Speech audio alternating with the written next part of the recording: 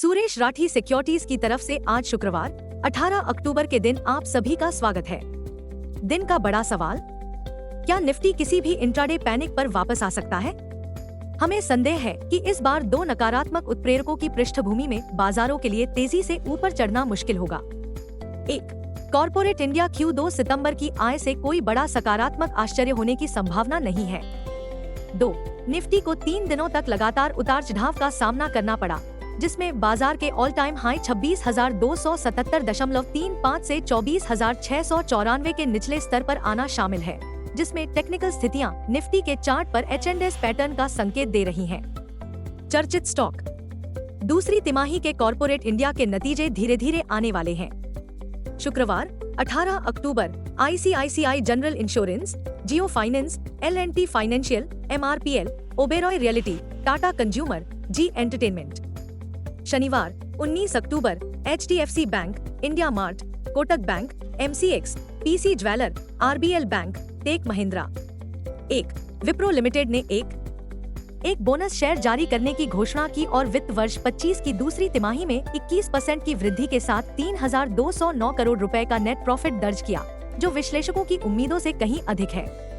हालांकि जुलाई से सितंबर तिमाही में कंपनी का समेकित रेवेन्यू 1% गिरकर 22,302 करोड़ रुपए रह गया। 2. इन्फोसिस का दूसरी तिमाही का नेट प्रॉफिट 6,506 करोड़ रुपए तक बढ़ने के बावजूद बाजार के अनुमान से कम रहा। इन्फी ने अपने पूरे साल के राजस्व वृद्धि के अनुमान को बढ़ाकर 3.75-4.5% कर दिया। मार्केट ट्रेंड्स, वैश्विक संकेत सकारात्मक हैं। कल के कारोबार में FII 7,421 करोड़ रुपए के शुद्ध विक्रेता निकले, जबकि DII ने 4,980 करोड़ रुपए के शेयर खरीदे। सेंटिमेंट जोखिमपूर्ण होने की संभावना है। दिन के लिए मार्केट ब्रेथ न्यूट्रल रहने की संभावना है। निफ्टी के टेक्निकल आंकड़े कमजोर गति और हेड एंड शोल्डर पैटर्न का संकेत दे रहे हैं। F&O अक्टूबर महीने के आंकड़ों से पता चलता है कि निफ्टी के लिए ट्रेडिंग रेंज 24,000 से 25,500 जोन के बीच रहने की संभावना है। इंडिया VIX दर सूचकांक 13.38 के स्तर की ओर ठंडा हो गया है। निफ्टी PCR 31 अक्टूबर 0.95 के स्तर पर है। बैंक निफ्टी PCR 30 अक्टूबर 0.85 पर है। निफ्टी आउटलुक, निफ्टी डगमगा सकता है, सावधानी बरतना जारी रहना चाहिए। निफ्टी और बैंक निफ्टी के बारे में तकनीकी आंकड़े हमें क्या बताते हैं? निफ्टी CMP 24,750, निफ्टी पर सबसे बड़ा सपोर्ट केवल 24,350 अंक पर है। तत्काल रेजिस्टेंस केवल 24,901 अंक पर है। दिन की रेंज 24,550 और 24,950 के बीच रहने की संभावना है। दिन के लिए आउटलुक न्यूट्रल है। Bank Nifty CMP 51,289, bank Nifty का सबसे बड़ा सपोर्ट केवल 50,771 अंक पर देखा गया। बैंक निफ्टी का सबसे बड़ा हर्डल अब 51,931 अंक पर है। बैंक निफ्टी का दिन का रेंज 50,700 और 51,700 के बीच रहने की संभावना है। दिन के लिए आउटलुक न्यूट्रल है। गिफ्ट निफ्टी सतर्क शुरुआत की ओर इशारा कर रहा है। दलाल स्ट्रीट पर निराशावाद अभी भी निम्नलिखित कारणों से है। 1.